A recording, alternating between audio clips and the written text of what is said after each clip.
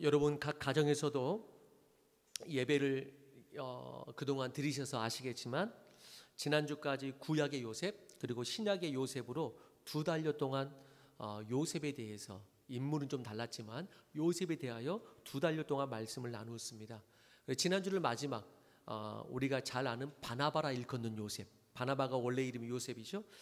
바나바라 불린 요셉이라는 제목으로 위로자 바나바에 대해서 마지막으로 나누었었죠. 그러면서 그때 그런 말씀 드렸죠.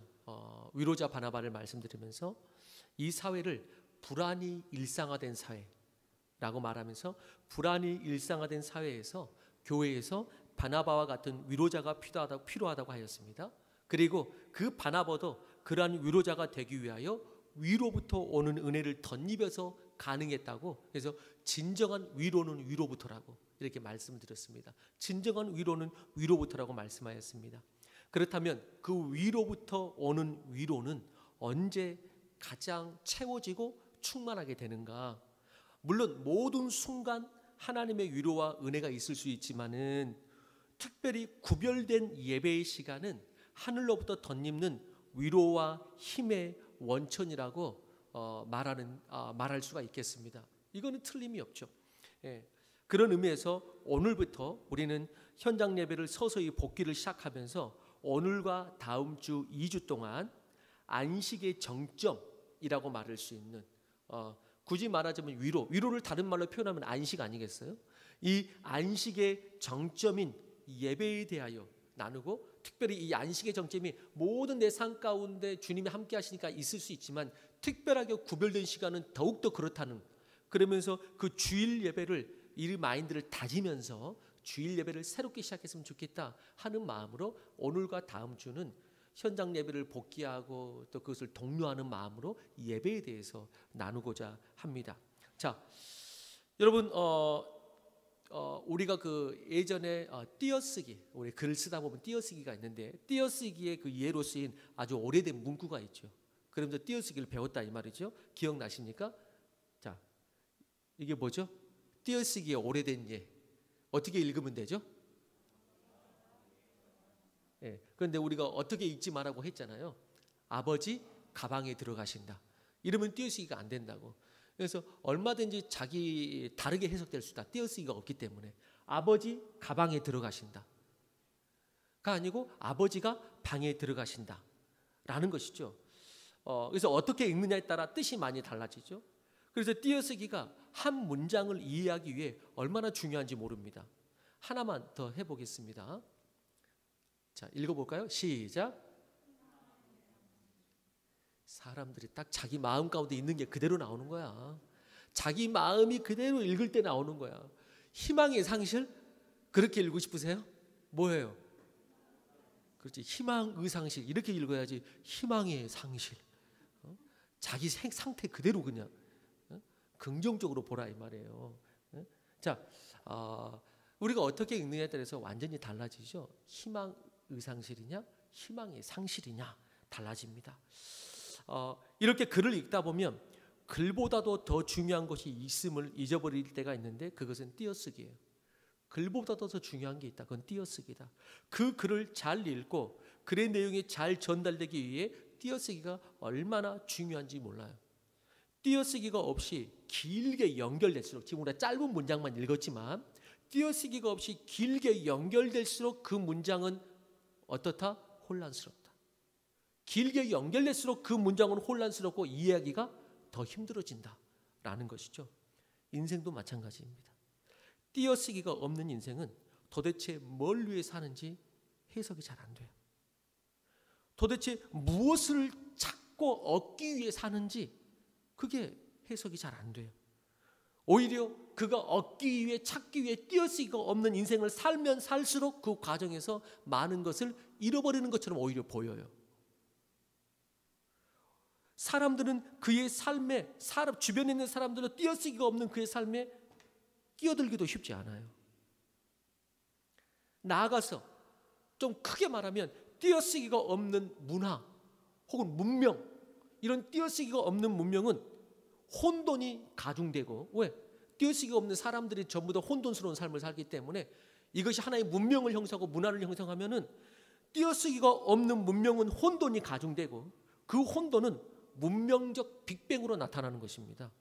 조금 이따 말씀드리겠지만은 그것 중에 하나가 코로나라는 것을 조금 이따 한번 말씀드릴 것입니다.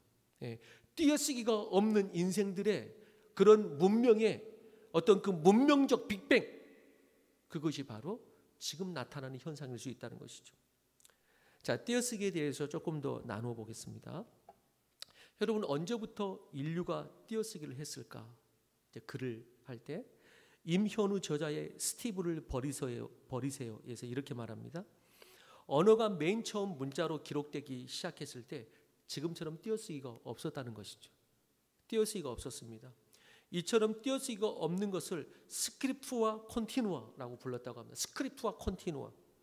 띄어쓰기가 없다는 것은 어순이 불완전하다 이 말이고, 따라서 이렇게 띄어쓰기가 없는 글을 해석하는 것은 읽고 인지하기에 상당히 부담스러울 뿐만 아니라 문장의 의미를 파악하는 것 역시 쉽지가 않다라고 말했습니다. 그러면서 띄어쓰기가 언제부터 시작되었는가? 여러분, 띄어쓰기가 언제부터 시작됐을까요? 그 책에서는 13세기 무렵에서 이 스크립트와 컨티누아에서 벗어나 대부분의 책에서 띄어쓰기가 정착되었다고 이야기합니다. 띄어쓰기를 한다는 것은 말처럼 글을 해석하고 구사할 수 있게 되었다는 이제 의미가 되었는데, 이 띄어쓰기가 되는 이 지점에 13세기에 이르러서 전문 필경사에게 구술할 필요 없이 사람들은 자신의 생각을 바로 종이에 적을 수가 있었고 좀 더 자유롭게 개인적인 글쓰기가 가능해졌다고 이야기합니다. 그리고 이 띄어쓰기가 하나의 지식과 문화의 지평을 띄어쓰기가 있으면서 개인의 글쓰기가 가능해지니까 이 그 문화의 지식과 지평을 그때부터 확대되기 시작했다, 이렇게 이야기합니다. 그렇습니다. 단어와 단어 사이, 글과 글 사이에 공간이 필요하고 그로 인해 글은 더욱더 명확해집니다. 무엇을 전달하려고 하는지 알게 됩니다. 그래서 띄어쓰기는 수많은 글보다 오히려 상당히 더 중요합니다. 그래서 글도 글이지만 띄어쓰기는 그 글의 의미와 정체성을 부여한다라고 말할 수가 있습니다. 마찬가지로 아까도 말씀드렸지만 삶에도 띄어쓰기가 필요하단 말이죠.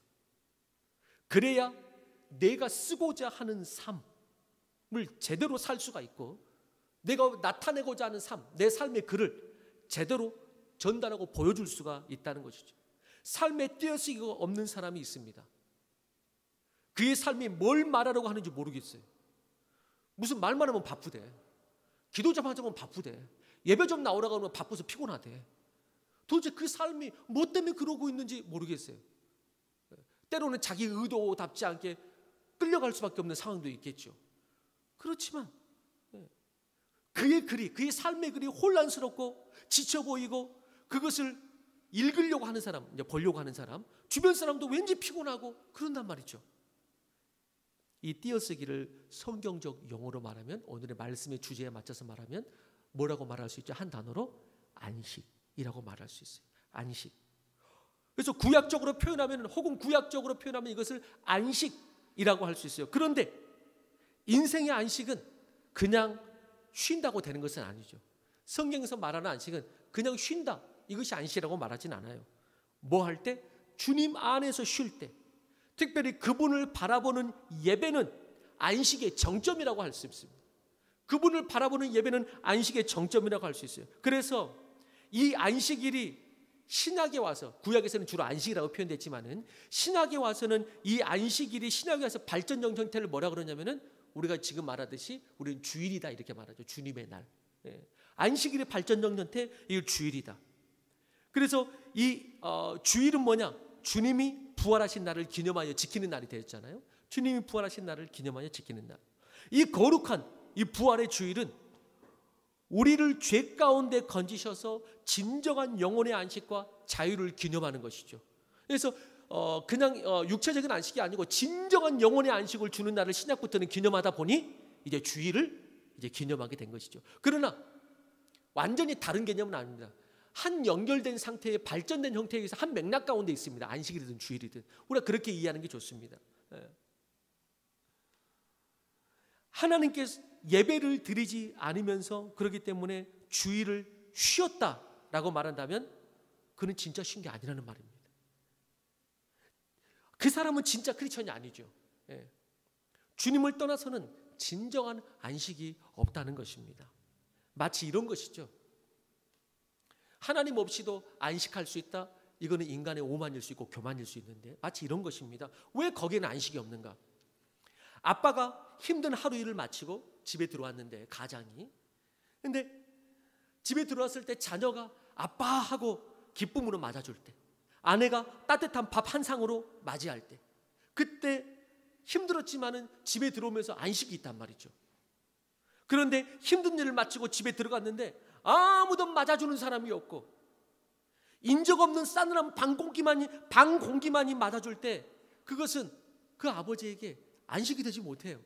내가 뭘 위해서 내가 이러고 있나 싶은 마음이 들죠. 반대로 아이 입장에서는 더더군다나 그렇죠. 아이는 뭐예요?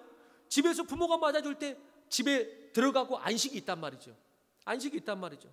그런데 집에 들어가도 아이가 혼자 있을 수밖에 없고, 그리고 맞아주는 부모가 없고, 밥도 혼자 먹고 혼자 자고, 그러면 아이에게는 그 집이 안식이 되지 못해요.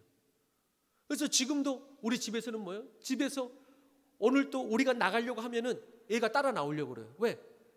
우리가 없는 순간 그 집은 집이 아니기 때문에. 그렇기 때문에 혼자 어떻게 집에 있냐고 엄마 아빠 따라간다고 이렇게 운단 말이죠. 그 말은 뭐예요? 집이 아니라는 거예요. 뭐가 없으면? 부모가 없으면. 그러니까 부모가 있는 곳이 내 집이기 때문에 엄마 아빠가 나가면 이 집이라도 나는 뛰쳐나가겠다, 엄마 아빠 따라서. 이렇게 된단 말이죠. 이렇게 안식일은, 진정한 안식은 나를 사랑으로 맞아주는 대상이 있을 때, 그리고 나도 사랑하는 마음을 마음으로 어떤 그 바라보는 대상이 있을 때 그 안에서 안식이 있는 것이죠. 그리고 그 어떤 불안한 인생보다도 하나님은 언제든지 당신을 바라보는 자에게 눈을 맞춰주시며 사랑의 안식이 되어준단 말이죠. 그렇기 때문에 우리가 인간끼리도, 가족 안에서도 부모가 없으면 자녀가 안식이 안 되듯이, 여러분 우리가 이 땅에 살면서 하나님이 없이는 절대 안식할 수 없습니다. 하나님 없이는 안식한다는 것은 조그마한 연약한 아이가 그냥 집에서 혼자 사는 거예요. 그건 안식이 아니죠. 이렇게 안식일 혹은 주일은 하나님께서 창조 때부터 우리에게 거룩한 날로, 주님의 날로 구별하여 명령하신 것이거든요. 창세기에 이 안식하라는 명령은 그래서 창조의 정점이라고 할 수 있어요. 우리는 첫째 날부터 여섯 날까지 창조하시고 일곱째 날 안식하셨다. 그랬는데 일곱째 날 안식이야말로 창조 중에 창조라고 말할 수 있습니다. 안식이라는 창조이죠. 이 안식이 깨지면 신약적으로는 이 주님의 날을 거룩하게 구별하여 드리는 예배가 깨지면 그때부터 인생이 불안함이 시작해요. 그때부터 인생이 불안함과 이 땅에 혼돈을 가져오게 되고 안식이 없고 평화가 없는 세상이 되는 것이 창조 때부터의 법칙입니다. 창조 때부터 법칙이에요. 그게 없으면 절대 인생이 평안할 수 없습니다. 그래서 여섯째부터 일곱째 날은 뭐 때문에 중심을 잡고 잘 돌아가냐면, 일곱째 날 안식일 때문에 첫째 날부터 여섯째 날이 중심을 잡고 돌아가는 것입니다. 그렇기 때문에 우리는 주일로부터 일주일을 출발하죠. 첫 스타트를 중심을 잡고 잘 하는 것이죠. 그런데 단추가 뭐예요? 첫 단추가 잘못 깨졌어. 주일이 없어, 안식이 없어, 예배가 없어. 그러면은 그 첫 단추가 잘못 깨지면은 갈수록 이게 잘못되는 것입니다. 이게 너무나 중요하죠. 성경에서의 이 시간의 개념을 두 가지로 말합니다. 성경에서의 시간의 개념을, 그게 바로 크로노스와 카이로스 이렇게 말합니다. 크로노스와 카이로스 설명합니다.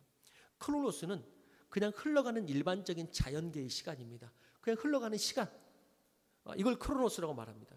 카이로스는 뭐냐?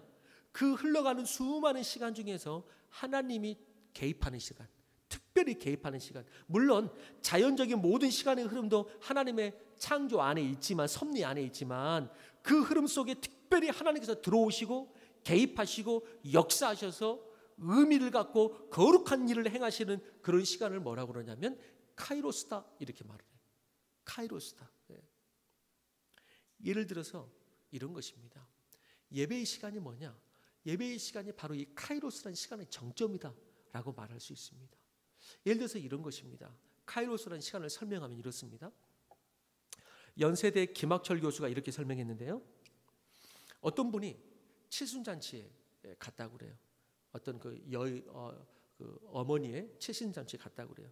이분이 사남매를 두었는데 이분이 자식들에게 말하는 것입니다. 그때 그 잔치 자리에서 젊었을 때 너희 아버지와 사별하게 돼서 30대 초반에 혼례되어서 너희를 지금까지 키웠는데 그때 너희 아버지가 암으로 돌아가시기 얼마 전에 같이 여행을 떠나자고 얘기를 하고 같이 여행을 떠나서 그리고 여행 마지막 날에 돌아오면서 아버지가 내 손을 꼭 잡아주었다. 여행 마지막 날에 돌아오면서 아버지가 내 손을 꼭 잡아줬다. 1시간 동안 그렇게 걸었다. 그러면서 그렇게 말해요. 그 내 손을 꼭 잡아준 1시간이 지금까지 40년을 견디게 했구나. 그때 꼭 잡아준 1시간이 지금까지 40년을 견디게 했구나. 손을 꼭 잡아준 그 1시간은 그냥 크로노스의 시간으로 그냥 흘러가는 시간이 아니라 그 어느 시간보다도 깊이 있게 흐르는 시간. 이만한 두께로 그냥 흘러가는 시간. 깊이와 두께로 흘러가는 시간. 그 1시간이 다른 모든 시간을 다스리는 시간이 된 것입니다. 크로노스의 시간으로 보면 1시간인데 그것의 역사는 크로노스의 40년을 이기게 했다는 것이죠. 그게 바로 뭐냐? 그게 카이로스의 시간이에요. 그게 카이로스의 시간이에요. 일주일 중에 1시간은 168분의 1. 그러나 그 1시간의 예배가 다른 수십 시간과는 비교가 안 될 만큼 깊이로 흐르는 시간. 삶의 중심을 잡아주는 두께가 이만큼 견고한 시간. 나의 삶과 삶의 기쁨과 나의 믿음의 원천이 나오는 그 샘과 같은 깊이 파는 시간. 이 카이로스의 시간. 그리고 그 카이로스의 시간의 정점 뭐라고요? 이 예배. 그게 바로 카이로스의 시간이에요. 한 시편 기자의 고백을 통해서 그가 크로노스의 시간 중에 카이로스의 시간을 얼마나 기뻐하고 사모했는지를 볼 수가 있죠. 그게 바로 시편 84편 10절입니다. 같이 읽어봅니다. 시작. 주의 궁정에서의 한 날이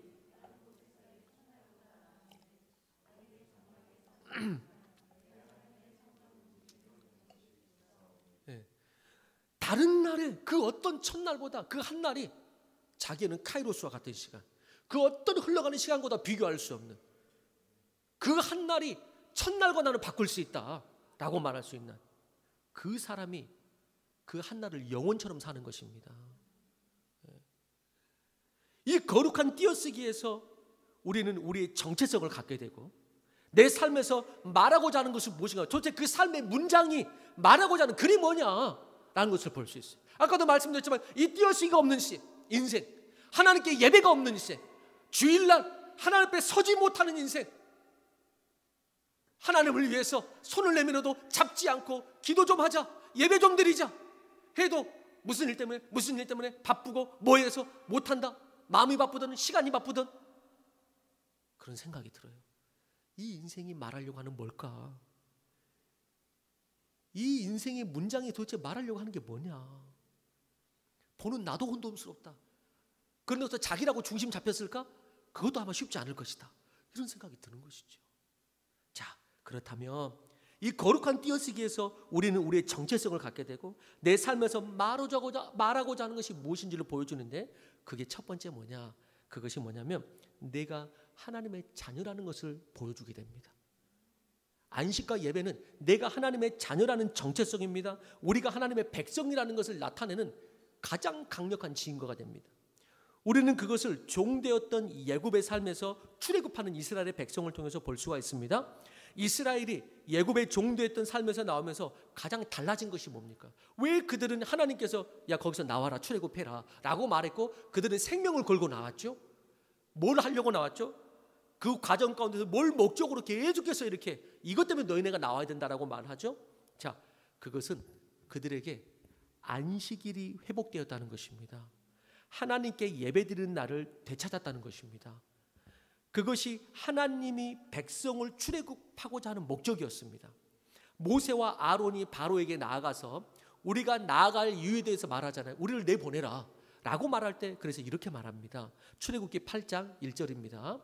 시작.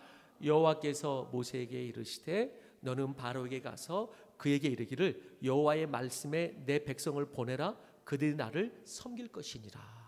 자, 여기서 섬긴다는 것이 뭔지 대강 알겠죠. 이렇게 말하면은 이스라엘 백성들 뭔지 알았어요. 자, 여기서 섬긴다는 것은 또 다른 노동을 말하는 그런 섬김이 아니고요. 이것은 주님께 예배드리고 그 안에서 안식하는 것을 지금 말하는 것입니다. 그래서 나중에 바로가 이스라엘 민족을 그래 나가라 라고 말할 때도, 내보낼 때도 어떻게 표현합니까? 출애굽기 8장 8절입니다. 같이 읽어봅니다. 시작.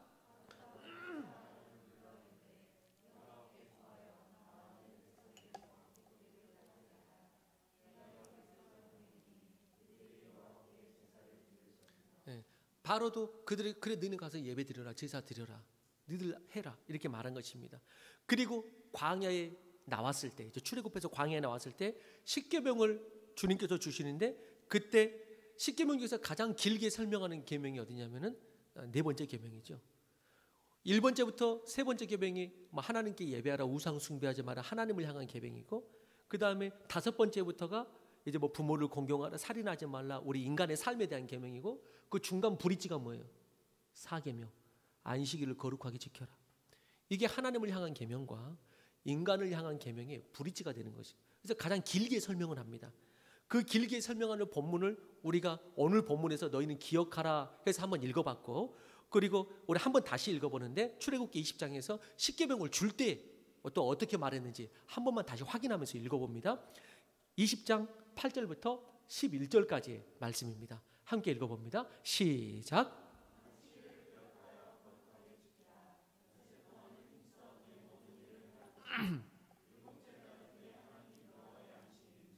너나 내 아들이나 내 딸이나 내 남종이나 내 여종이나 내 가축이나 내 문 안에 머무는 객이라도 아무 일도 하지 말라. 이는 엿새 동안에 나 여호와가 하늘과 땅과 바다와 그 가운데 모든 것을 만들고 일곱째 날에 쉬었음이라. 그러므로 나 여호와가 안식일을 복되게 하여 그날을 거룩하게 하였느니라. 여기서 독특한 건 뭐냐면은 그냥 쉬어라가 아니라 어떻게 말하죠? 아까 본문도 그랬고 지금 확인하는 출애굽기도 그렇고 십계명에서도 그렇고 그냥 쉬어라가 아니고 길게 설명하는 이유가 뭐냐면은 하나하나 짚으면서 설명했기 때문에 4계명이 깁니다. 자, 어떻게 짚죠? 안식에 대한 명령이 사람에게만, 그냥 너에게만 있지 않고 종들도 안식해라, 객들도 안식해라, 심지어는 짐승도, 네 집안에 있는 짐승도 안식해라. 그러면서 자연도 쉬었습니다. 그래서 하나님은 인간의 안식을 통해 모든 것이 더불어 다 같이 안식하라고, 그냥 안식해라가 아니고 하나하나 짚으면서 다 이야기했습니다. 우린 여기서 아주 중요해요. 아까 말씀드렸던 김학철 교수가 이렇게 말합니다. 당시의 문화를 생각해보면 이 명령은 충격적인 것이라고 이야기합니다. 충격적인 것이라고 해요. 고대 그리스에서나 바벨론에서나 신들이 인간을 만든 목적은 인간들에게 허드렛 일을 시키고 자신들은 누리고 쉬기 위해서, 그러니까 쉰다는 것은 누구의 몫이냐? 신들의 몫이거나 왕의 몫이거나 특별한 자유인의 몫이었습니다. 그런데 성경은 오늘 그렇기 때문에 하나하나 다 짚어서 말하는 것입니다. 모두 다 쉬어라. 객도 종도 심지어는 네 짐승도 쉬게 해라 라고 말합니다. 무슨 뜻을 말하는 것이냐? 그것은 존재하는 모든 인간은 왕들만 쉬고 그런 것이 아니고, 존재하는 모든 인간은 다 하나님 앞에서 존귀하다, 그것이 창조된 인간이다 라고 말하는 것입니다. 너희 사람들아, 너희는 나의 뭐에 동참하라. 그때는 그런 사람이 그 왕의 안식이었단 말이죠. 종들은 그렇게 창조했단 말이죠. 그런데 너희들은 종이 아니요 신적 안식에 동참하는 자들이다 라고 말하는 것입니다. 너희는 나의 신적 안식에 동참하는 그런 자들로 창조했다, 종으로 창조한 게 아니다 라고 말하는 것입니다. 너희는 나의 자녀이지 종이 아니다 라고 말하는 것입니다. 그래서 애굽의 종되었던 삶에서 자유인으로 빼낼 때 가장 먼저 강조한 게 뭐냐? 자유인으로서 가장 큰 특징이 뭐냐? 그가 하나님께 안식할 수 있다. 하나님 안에서 그가 예배할 수 있다. 그게 자유인의 특징이란 말이죠. 애굽에서 없었던 삶이란 말이죠. 너는 이 창조의 영광을 하나님과 더불어 이웃과 더불어 함께 누려라 라고 말하는 것입니다. 이것은 당시의 개념으로 획기적이고 놀라운 것이었다는 것이죠. 세상의 신들은 사람을 도구로 보고 온전한 안식을 주지 못합니다. 특별히 애굽에서 종살이했던 이스라엘 민족은 두말할 것도 없이 하나님의 자녀됨을 상실하고 빼앗긴 채 종된 고통으로 살았단 말이죠. 그래서 안식한다는 것은 뭐냐? 자신이 출애굽하였다는 증거. 내가 출애굽하였다는 증거가 뭐냐? 그가 드디어 뭘 찾았다? 하나님 앞에서 안식된 나를 찾았다. 이게 출애굽의 증거고 목적이었어요. 이제 내가 안식한다는 건 뭐냐? 이제 나는 세상으로 대변되는 이 애굽, 나는 세상의 종이 아니라 하나님의 자녀로서 신적 안식에 동참하는 존재다. 이것이 내가 안식하는 가장 정체성, 목적, 이것을 내 스스로 선포하고 인정하는 자리란 말이죠. 내 스스로 선포하고 인정해요. 그래서 여러분들이 이 시간 예배를 드리면서 안식함으로, 또 예배 안에서 안식함으로 나오는 것은 나는 하나님의 자녀다라는 것을 세상에 선포하는 것입니다. 그리고 내 스스로 그런 정체성을 갖는 것이란 말이죠. 그래서 안식은, 거룩한 날을 구별하여 드리는 예배는 내가 세상의 종이냐 하나님의 자녀냐의 중요한 기준점을 보여줍니다.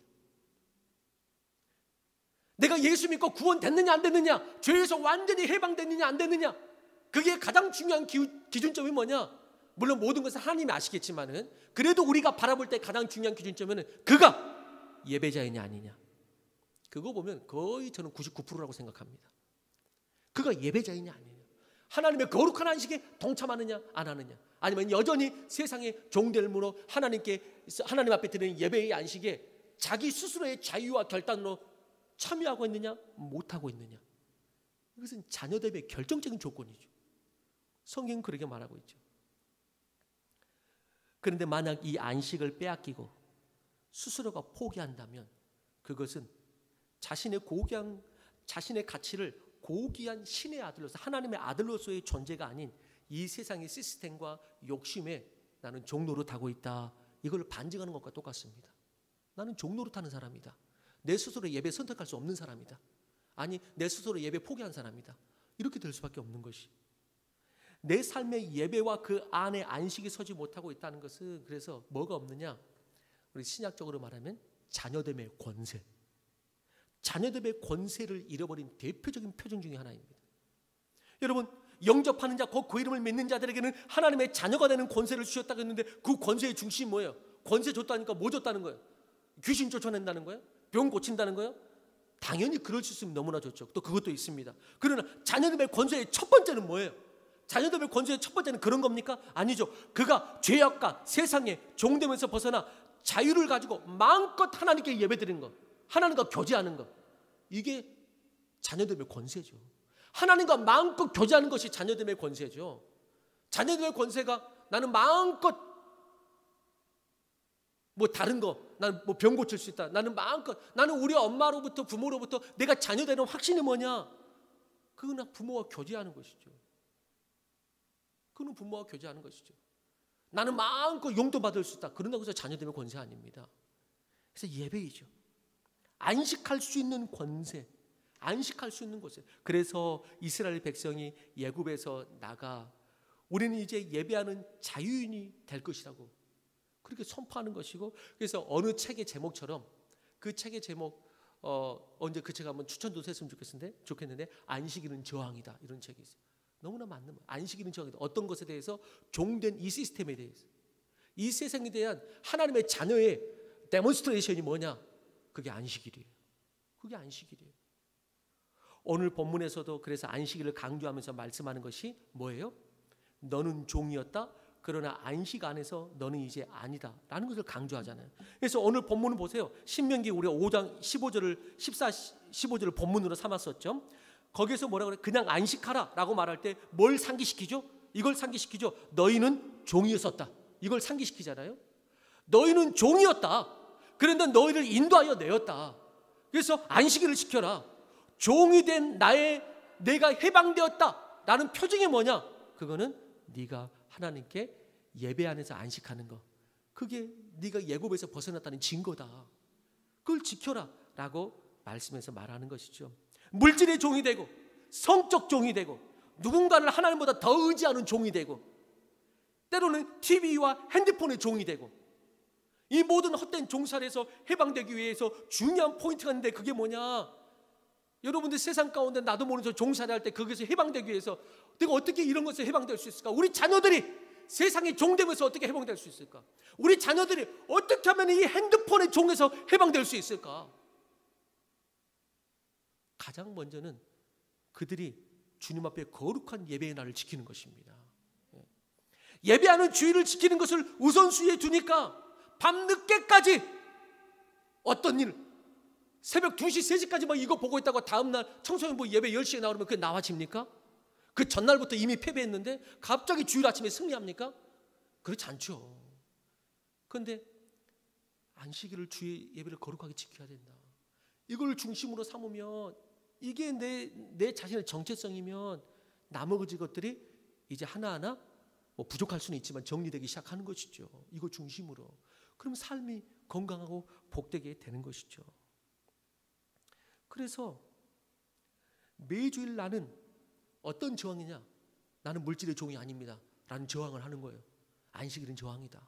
나는 물질의 종이 아닙니다. 나는 세상의 종이 아닙니다. 그래서 그걸 고백하는 것이. 그래서 물질도 크든 작든 정기적으로 하나님께 고백하는 게 너무나 중요한 거예요. 정기적으로 고백하는 게 너무나 중요한 거예요.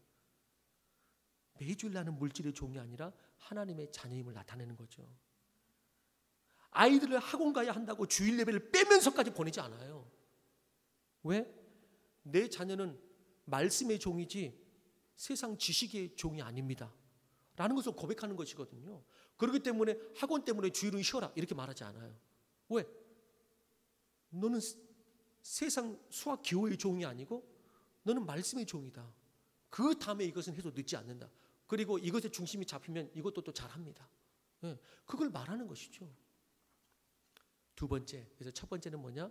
우리가 안식을 거룩하게 지키고 예배하는 것은 내가 하나님의 자녀구나.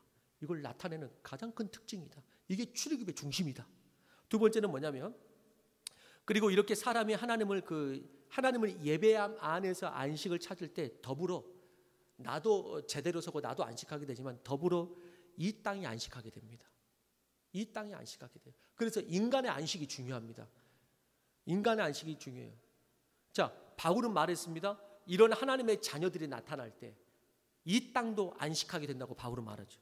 그 인간들이 참된 안식을 통해 존귀함을 회복할 때 다른 피조물들도 그 안식에 통하여 더불어 건강하게 된다. 바울은 그렇게 말했습니다. 그래서 바울은 로마서에서 모든 피조물이 고통을 받고 있는데 모든 피조물들이 고통을 받고 있는데 그 피조물들이 누구를 기다리느냐?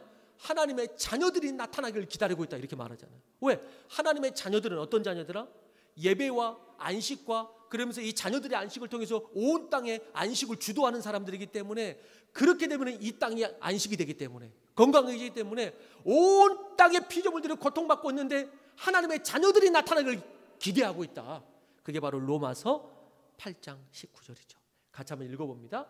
자, 8장 19절부터 읽어봅니다. 시작. 피조물이 고대하는 바는 하나님의 아들들이 나타나는 것이다. 왜 그러는가?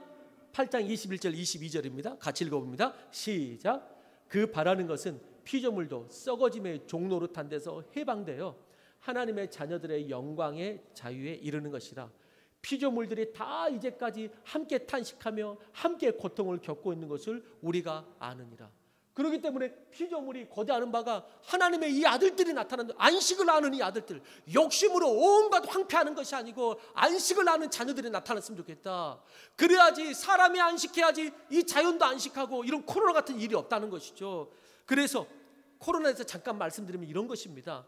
전 세계가 코로나의 환란을 지나면서 전문가들을 비롯해서 많은 사람들이 이제 이 세계는 코로나 전후로 나뉠 것이라고 말을 합니다. 그러면서 결코 코로나 전과 같아질 수 없는 문명사적 전환이 있다 이렇게 말합니다. 그건 우리도 느끼죠. 문명사적 전환이 있을 것이다. 그리고 동시에 교회도 큰 변화를 가져올 것이라고 말을 하죠.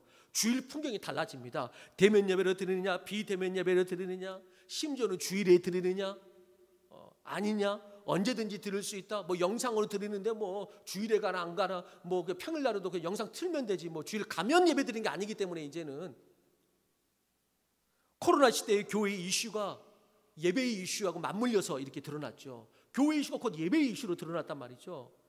저는 오늘 여기서 어떤 대답이 맞다고 한쪽을 주장하고 싶지는 않습니다. 그러나 다만 한 가지는 분명하게 말하고 싶고 그 어느 때보다도 강조하고 싶어요. 아니, 강조가 아니라 때는 강요하고 싶어요.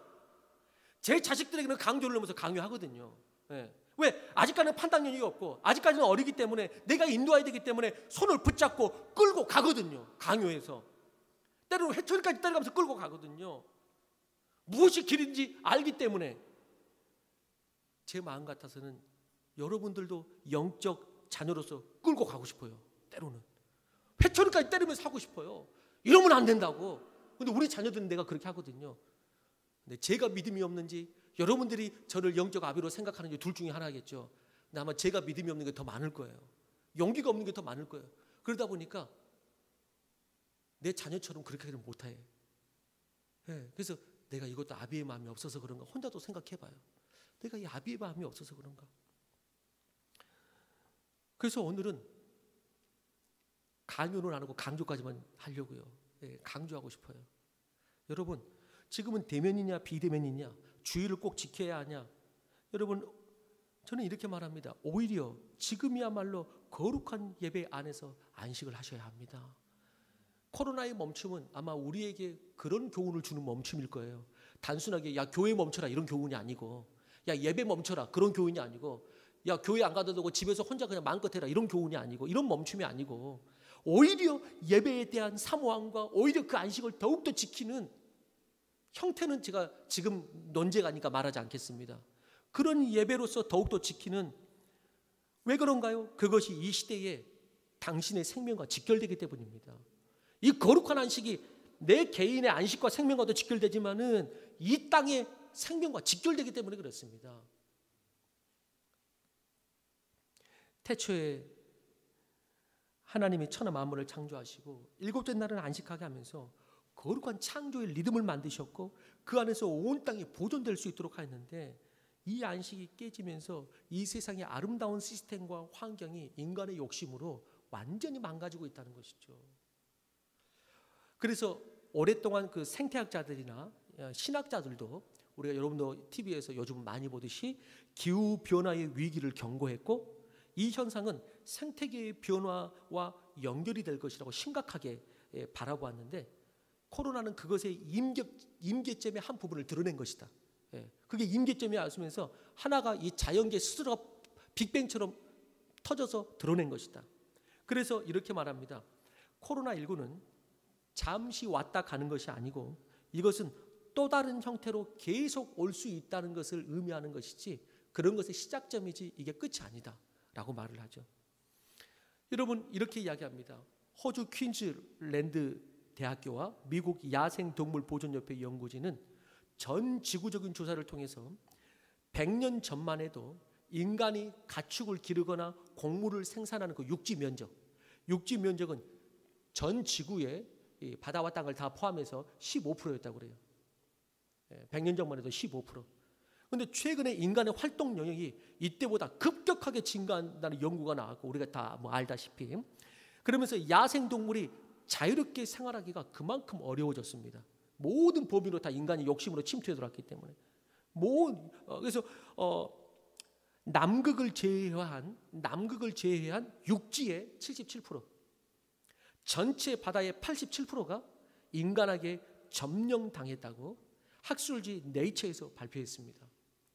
숲이 줄어드는 지역 1, 2위 어디하고 어딜까요? 당연히 아마존이 있는 브라질과 그 다음에 러시아입니다.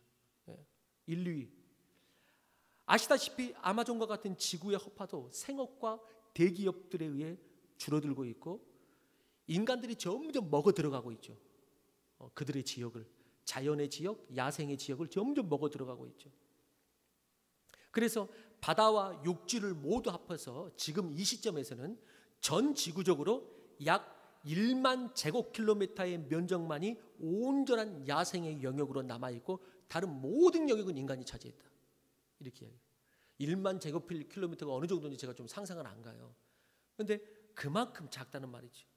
이 연구를 주도한 제임스 앨런 퀸즐랜드 생물학과 연구원은 육지 위의 야생 구역인 숲은 이산화탄소를 흡수하고 산소를 생산하는 지구의 허파의 역할을 하고, 바다 역시 온실기체를 흡수해 지구 온난화를 막는 역할을 한다며, 지구의 자정 시스템의 이 핵심으로 이대로 가다간 큰 대가를 치를 것이다 라고 말을 했죠. 그러면서 그가 말합니다.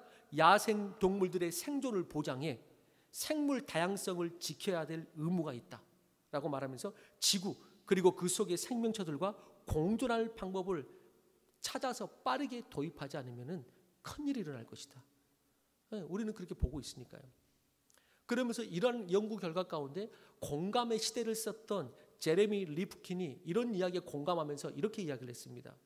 위와 같은 변화되는 환경 속에서 오랫동안 동물 세계 속에 또 미생물의 그들만의 영역 속에서 머물러 있던 박테리아나 바이러스 같은 생물들이 자신들도 살아야 하니까, 인간이 점점 들어오니까 그 욕심으로 자기들을 무너뜨리니까 자신들도 살아야 하니까 누구에게 옮겨가면 좋을까 보니 인간이 압도적으로 많거든요.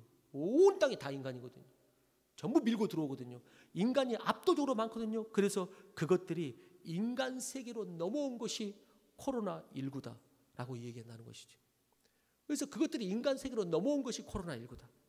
그런 의미에서 코로나는 이렇게 말합니다. 코로나는 이 지구가 자신을 지키기 위해 만든 백신이다 이렇게 말합니다.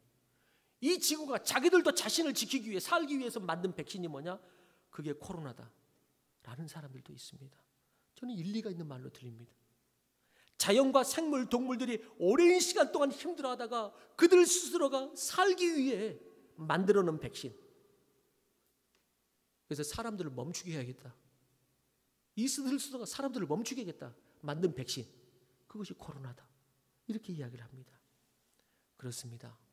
만약 전 세계 모든 사람들이 이 거룩한 예배와 그 안에서의 안식을 통해서 진정한 멈춤, 코로나로 인한 멈춤 말고 예배와 안식을 통한 하나님 안에서의 멈춤, 이 진정한 멈춤이 있고 하나님 안에서 그 멈춤 속에서 하나님 안에서 이제 만족을 누린단 말이죠. 만족을 누리면서 인생의 욕심의 수치가 낮아지고 그러면서 치유와 회복이 일어난단 말이죠. 여러분 절대 인간의 치유는 욕심 그거 채워지면 내가 치유된다고 그렇지 않습니다. 그 욕심이 없어져야지 치유가 되는 것이지. 그리고 치유와 회복이 일어나고 물론 모두가 그럴 수는 없겠지만은 또 그리스도인들이 먼저 그렇게 살 수 있다면 적어도 내 주변부터 조금씩 달라지는 것이죠. 그래서 어떤 이는 그렇게 말한 것입니다. 문명이 살아남으려면 안식이 필요하다. 이렇게 말한 것입니다. 문명이 살아남으려면 안식이 필요하다. 왜 이 땅이 이렇게 어려워졌는가?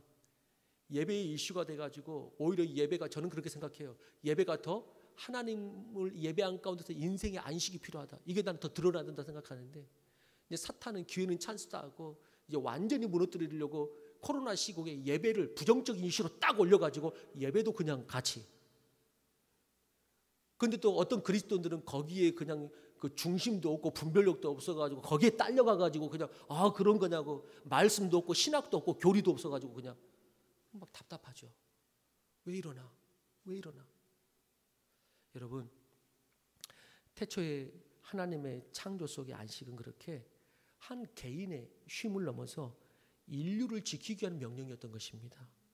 인류의 생명을 지키고 더욱더 풍성하게 하기 위한 클라이막스가 뭐냐? 그것이 바로 안식이에요. 예배예요. 그렇기 때문에 이 땅의 영원한 백신은 의약품이 아니라 하나님 앞에 예배드리는 주의 자녀들이 이 땅의 백신입니다. 하나님 앞에 예배드리는 주의 자녀들이 이 땅의 백신이에요. 그렇기 때문에 지금 이때에 가장 중요한 것은 오히려 제가 강조드리고 싶은 것은 이 시점에서 하나님께 예배드리며 안식하는데 온 마음을 다하십시오. 오히려 그렇게 말하고 싶어요. 세상은 예배에 대한 중요성을 기회는 찬스다 하고 또 사탄은 이것을 흐트러뜨리지만은 저는 이렇게 말하고 싶어요. 하나님 안에서 이 예배를 통한 안식이야말로 진짜 해답이니 이 안식 속으로 들어오라고. 하나님께 예배드리는 것, 안식하는 것, 우리가 하나님의 자녀로서 정체성을 회복하고 안식하는 것이요. 또한 이 세상이 기다리는 안식의 우리가 통로가 되는 것입니다. 그래서 이 안식과 예배 다시 한번 회복하고 오히려 이 시대에 흔들리지 말고 예배의 안식을 생명 걸고 지키면은 오히려 그 생명은 살아날 것입니다. 근데 생명 걸지 않으면은 오히려 생명을 잃게 될 것입니다. 그게 바로 안식과 생명의 원리죠. 오늘 그러한 우리 교회의 예배의 회복의 시즌이 다시 일어나게 되기를 주의 이름으로 축원합니다. 이제는 다시 오실 우리 구주 예수 그리스도의 은혜와 하나님의 큰 사랑과 성령님의 동행하심이 다시 한번 예배자로서 서기 원하는 사랑하는 성도들의 머리 위에 영원토록 함께 하시기를 간절히 축원하옵나이다.